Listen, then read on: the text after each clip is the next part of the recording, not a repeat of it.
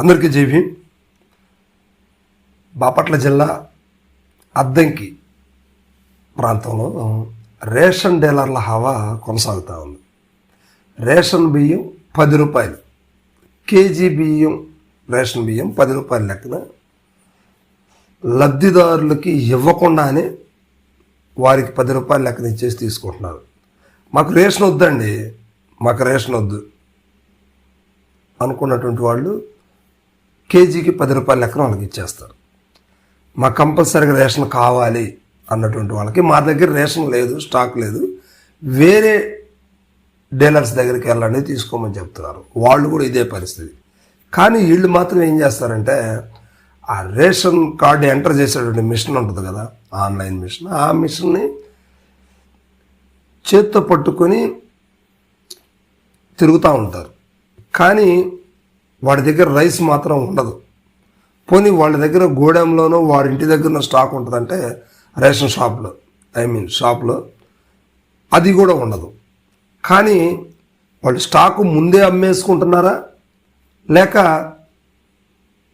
దాచి ration card ఇలా enter చేసుకొని డోర్ స్టెప్ సర్వీస్ లాగా ఎంటర్ చేసుకొని రైస్ లేవంటూ వారికి డబ్బులు ఇచ్చేసి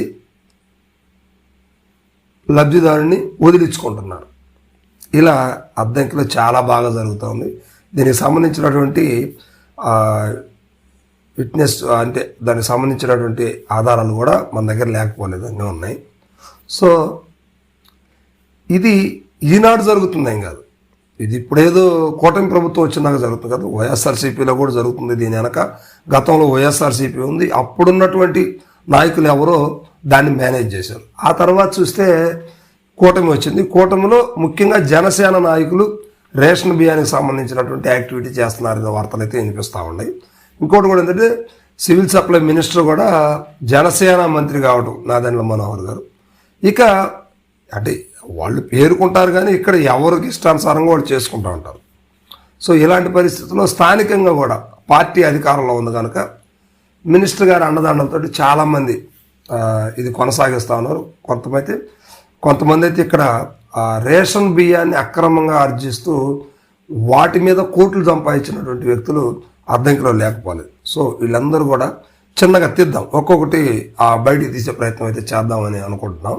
సో టీం అంతా కూడా మాట్లాడుకుంటూ ఉన్నారు. దీనికి సంబంధించి త్వరలో రేషన్ బియ్యానికి సంబంధించి కొన్ని వార్తలు అయితే మేము ముందుకు తీసుకురావాలని ఆలోచన చేస్తూ ఉన్నాం. సో మొత్తం మీద మాత్రం అద్దంకిలో రేషను ఒకటి లేదా బలవంతంగా 2వ రోజు ఇస్తున్నారు, తర్వాత స్టాక్ ఉండటం లేదు. దీన్ని మరి అధికారులు ఎలా కన్సిడర్ చేస్తున్నారు, ఎలా దీన్ని ఒప్పుకుంటున్నారు అనేది అర్థం కావట్లేదు. కానీ ప్రభుత్వం మాత్రం కనీసం 1 వీక్ 10 days అయినా ఇవ్వాలనేది ప్రభుత్వ నియమ నిబంధనలు ఉన్నాయి. వాటన్నింటిని తొంగల్లో దొక్కేసి వారి ఇష్టానుసారంగా చేస్తూ ఉన్నారు. ఇది అంటే వైఎస్ఆర్సీపీ కావచ్చు, జనసేన కావచ్చు, టీడీపీ కావచ్చు, పార్టీలు ఎవరైనా కూడా ఇది ప్రజలని ఇబ్బంది పెట్టేటువంటి కార్యక్రమాలు చేయడం చాలా తప్పైన విషయం. పైగా కూటమిలో ఉన్నటువంటి నాయకులు కావచ్చు, అధికారులు కావచ్చు, ఇలాంటి దాని మీద దృష్టి పెట్టాలి. లేకపోతే ఏదో ఆశ్రమాషి వదిలేస్తే ఇదంత చిన్న విషయం ఏం కాదు. ఎందుకంటే గతంలో వైఎస్ఆర్సీపీలో కావచ్చు, అంతకుముందు తెలుగుదేశం ప్రభుత్వంలో కావచ్చు, అద్దంకి ప్రాంతంలోనే ఒక రూరల్ ఏరియాలో ఒకానొక రేషన్ డీలర్ గతంలో కూడా పట్టుబడినటువంటి సందర్భాలు మనకు తెలుసు. ఆయన 5-6 జిల్లాలకి రేషన్ బియ్యాన్ని కొని ఇతర రాష్ట్రాలకు కూడా ఎక్స్పోర్ట్ చేసే పరిస్థితులు అయితే అద్దంకి నుంచే జరుగుతూ ఉంది. సో ఇలాంటి పరిస్థితుల్లో అధికారులు కాముగా ఉంటున్నారు. అసలు సివిల్ సప్లైకి ప్రధానమైనటువంటి ఎవరైతే అధికారులు ఉన్నారో వాళ్ళు ముడుపులతో సరిపెట్టుకుని ఆగిపోతూ ఉన్నారు.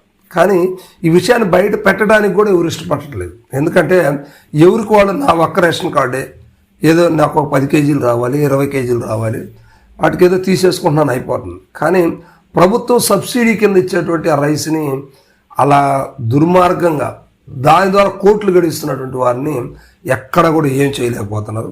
కానీ దీని మీద మనం ఒక వీడియో చేస్తున్నాం కదా, నెక్స్ట్ దీని మీద ఒక మంచి వీడియో, ఫుల్ వీడియోని చేయడానికి సిద్ధంగా ఉన్నాం. నెక్స్ట్ టైం దీని గురించి చూద్దాం. ఓకే.